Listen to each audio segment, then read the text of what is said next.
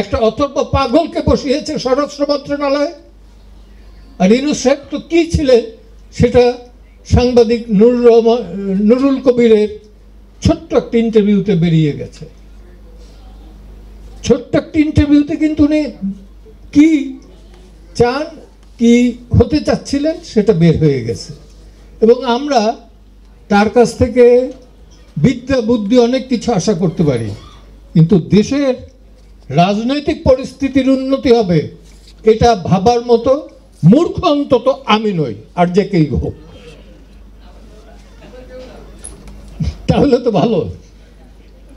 তো আমি আমার বক্তব্য শেষ করার আগে শুধু এইটুকু বলবো যে অনতিবিলম্বে গণতান্ত্রিক ব্যবস্থায় গণতান্ত্রিক নির্বাচিত সরকারের হাতে ক্ষমতা হস্তান্তর করুন। যত তাড়াতাড়ি করবেন তত আপনার মঙ্গল, আপনার না দেশেরও মঙ্গল। দেশ ভালো করুক খারাপ করুক এটা রাজনৈতিক দলের দায়িত্ব, কোনো এনজিওর দায়িত্ব না।